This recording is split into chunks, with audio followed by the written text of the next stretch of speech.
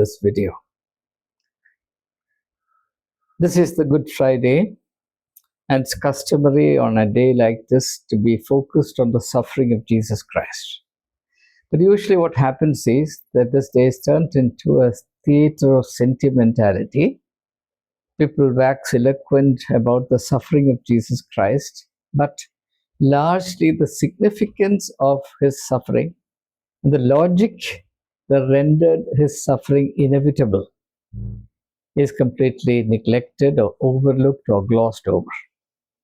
It is that mistake, accidental or deliberate, I do not know, that I seek to rectify through this video and the many videos that I am posting in this YouTube fellowship, both in Malayalam and English. By the way, the contents of these videos, despite the difference in language, are not the same, and they are all different. So those who have seen the Malayalam videos need not consider themselves excluded from the pale of the English videos. Together they constitute a more complete picture of our attempt to understand the spiritual significance and the logical aspect of Jesus' suffering. Now, in this video, I request you to concentrate on just one thing, because that's precisely what is neglected. What is the crucifixion of Jesus Christ about? Is it not about the murder of an innocent man who spent his entire life doing good to fellow human beings and therefore led a good and godly life, by the custodians of religion in the name of God? Is that something that we can neglect or exclude from the domain or sphere of our meditations on Good Friday? Then how come that this is completely excluded? I bet you will never come across a single church in Kerala or anywhere in the world where this aspect of Jesus' suffering is even mentioned. That Jesus died as a victim of religion. And not only that, the death of Jesus Christ on the cross is forever a warning, an invitation to be vigilant about the use of violence in what is presumed to be the defense of the holy, defense of the godly, virtually the defense of religion. Now, to understand this, let us recall one of the commandments included in the 10 Commandments. Thou shalt not kill. Thou shalt not kill. Now, notice that there's an absolute commandment without prescribing any extenuating clauses or conditions. Well, the commandment doesn't say, for example, that thou shalt not kill except when the interest of your religion is to be protected. Thou shalt not kill except when the interests of God as understood by you are involved. Thou shalt not kill except when the material interests of your church seem to be in some kind of danger, some peril. There are no such qualifying prescriptions or extenuating circumstances. It's an absolute commandment, unqualified by any consideration whatsoever. That is to say, those who are in obedience to this commandment, or those who heed the will of God, can under no wise, in no context, in no form or mode whatsoever, kill a fellow human being. And this is the teaching of Judaism. It's one of the central teachings, one of the commandments. Commandments are imperatives, presumably given by God, and therefore there's no way the neglect of this commandment can be justified. No consideration whatsoever in the world can extenuate or mitigate the offense, spiritual offense, in going against this commandment. So clearly, the establishment, the Judaic establishment and its custodians, in deciding to eliminate Jesus Christ, was going against their own tenets, and not just a mere human doctrine. It's against what they all along held to be a divine commandment revealed through Moses.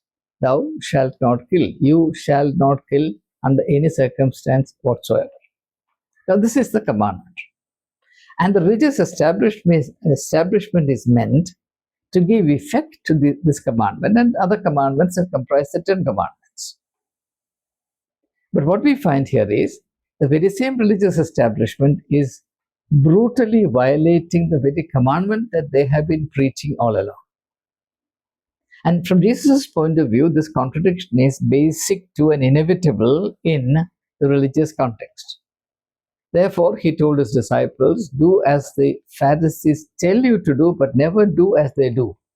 Because when it comes to the priestly class, there will be inevitably, necessarily, a contradiction between what they teach and what they do. And here we have a classic, dramatic illustration of the same principle, the contradiction between what people teach and what they do. The teaching is very clear and crisp, no margin for uncertainty or ambiguity. You shall not kill. But it is very holy, sacred, and a pleasing offering to God to kill Jesus Christ in the name of God, whose Son Jesus Christ is. This is the monstrous contradiction at the heart of every religion. No religion is above this contradiction. And the crucifixion of Jesus Christ is forever an invitation, unmistakable invitation that cannot be neglected by anyone with a modicum of sense, to remember that this is a fundamental reality, a basic pattern in human religiosity. And therefore, what we do is, in order to overcome, it's not that people are not unaware of this contradiction and the brutal nature of it, the inexcusable nature of it. And therefore, certain framework of assumptions and presuppositions are created. Well, God said, do not kill. But there are certain conditions, contexts in which it is quite all right to kill. For example, you will never come across a bishop or an archbishop or a pope who would say that it is wrong to kill in battle. It's the duty of a soldier to kill.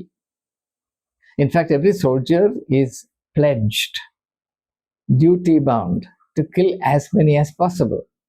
Whether you are a Christian or a Muslim or a Hindu or a Sikh or a Buddhist makes no difference. Are you in the army? You have to kill. So there the commandment is, thou shalt kill. And it is considered to be not only quite all right, it's considered to be quite glorious, honorable, valorous. And the soldiers who kill most efficiently and most brutally without any compunction of conscience are celebrated, they're rewarded, they're decorated, they're held up as national icons. And Christian nations also do the same thing, because in order to fight a battle, a contrary set of assumptions are created and they are enshrined, they are baptized into legitimacy. And Christians never realize the contradiction between the two, as Count Leo Tolstoy understood. Therefore, he objected to it. And he said, if you are a follower of Jesus Christ, you cannot be a soldier, you cannot join the army, you cannot go to the battlefield and fight. I don't know how many Christians will agree with Tolstoy. Tolstoy was very clear in his mind that being a Christian and being a soldier who goes out to kill people, especially people he know not, people who have done no harm to him, caused him no offense, at the mere order of somebody else going and killing strangers, he says that's the most absurd thing a human being can do. At the same time, all societies, all through the ages, all nations, all cultures have created a climate of opinion in which going and killing people in the name of war is considered to the most glorious service one can render to humanity, right? In the same manner, killing for God's sake is considered very meritorious. And the classic example for that is the Spanish Inquisition, and the Indian context, the Goa Inquisition. And we know that a great deal of violence has been used all through history, presumably to defend God from human beings.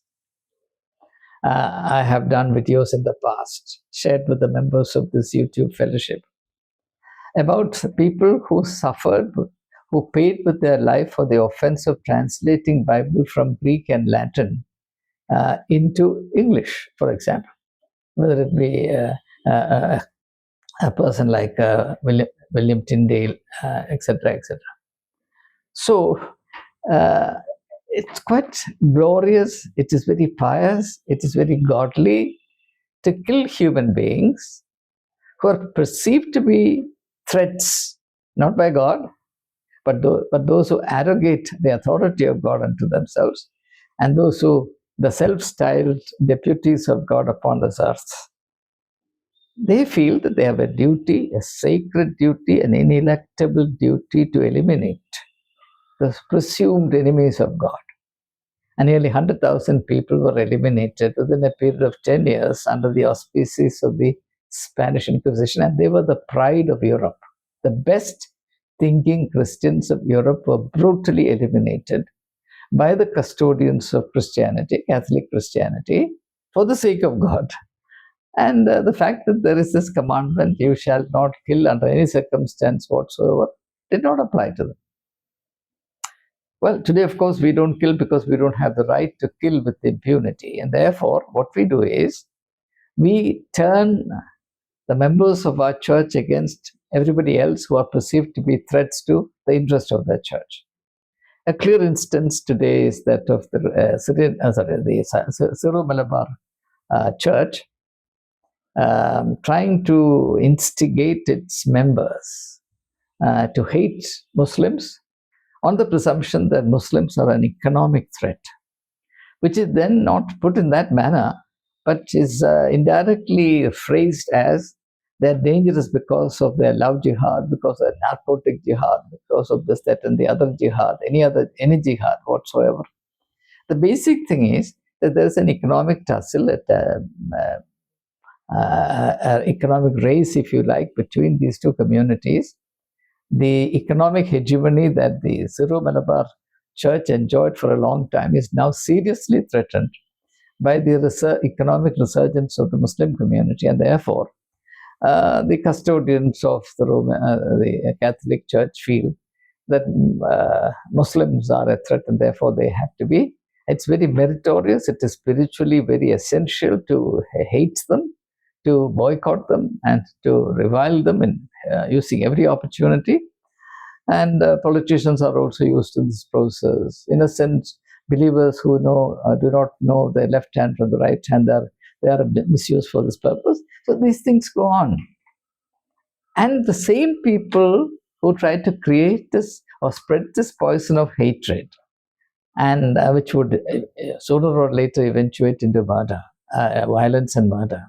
The very same people will give leadership in meditating on the suffering of Jesus Christ come Good Friday. This is a hypocrisy that I find too difficult to endure. People should ask them a simple question. What is the meaning of Jesus' suffering? Why did Jesus' death on the cross happen at all? Why did the authorities of religion, the custodians of Judaism, deem it absolutely essential to eliminate Jesus Christ? And correspondingly also ask the question, if Jesus were to live today and undertake the ministry that he did, wouldn't all churches gang up together and bring about his crucifixion? What is the ground for us to believe? What is the evidence that the church is any way superior or better in this respect as compared to the Judaic establishment? This is a question that becomes so very relevant on a day like the Good Friday, when the meaning of the suffering of Jesus Christ is mandated to be meditated upon. But as I said at the outset, everything else is dealt with except the meaning, and meaning is always related to logic. What is illogical has no meaning. So if you want to understand the meaning of Jesus' suffering and how it is relevant to our own predicament today and how its historical value will never end, you have to really look into the logic and the meaning of all that happened on a Friday like this, which we today commemorate as the Good Friday. So It is in the nature of religion to be self-contradictory. There's something that we have to realize. The Judaic authorities, or the custodians of Judaism, did not act in this manner which is monstrously self-contradictory because they were worse than anybody else. In fact, they are better than us. They acted in the manner that frontally contradicted their own fundamental principles, first principles, as embodied in the Ten Commandments, in particular the very crisp and clear commandment, you shall not kill. In killing Jesus Christ, in conspiring and bringing about the crucifixion of Jesus Christ, without experiencing the slightest contradiction between what they were doing and what they were teaching. They were certainly very faithfully teaching everyone the Ten Commandments, because you can't be a Jew without knowing the Ten Commandments by heart. And it's the duty of the Pharisees, the Sadducees, the entire priestly class of Judaism to teach every adult Jew these fundamental principles. At the same time, when, according to their perception, the interests of the Judaic establishment seem to be threatened by the ministry, the spiritually godly, inspired godly ministry of Jesus Christ, you can throw the Ten Commandments into the sea and do what you want. And that is how religions operate. That's how religions have operated all through history. And I don't see the slightest evidence to believe today that that nature of religion has ever changed, nor do I have any ground to believe that religion as religion will ever change its nature. But again, I want to conclude by saying that this is not to say that religion is a liability and it is to be discarded. What I am pointing out is that what is in practice today is not true religion. True religion is what Jesus Christ exemplified. And within that, of course, Jesus would say, put down the sword, and he who takes the sword shall perish by it. And what's the context in which he says these words? These unforgettable words which have become part and parcel of the literary imagination of humankind. In one of Shakespeare's plays, Othello, for example, Shakespeare uses this passage, put down the sword, or the dew, he who takes shall perish by the sword. Okay, so it is quite obvious that when the opportunity arises, when in the perception of the people concerned there is a need to use violence, including practicing murder, it will be practiced without any compunction, without the slightest hesitation. In fact, murder will be perpetrated as though it is the most honorable and godly thing to do.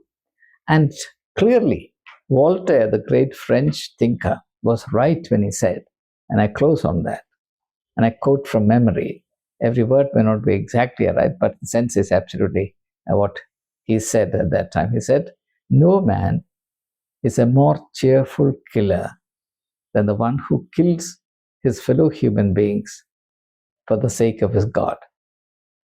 And that message is clearly writ large on the cross of Calvary. He who has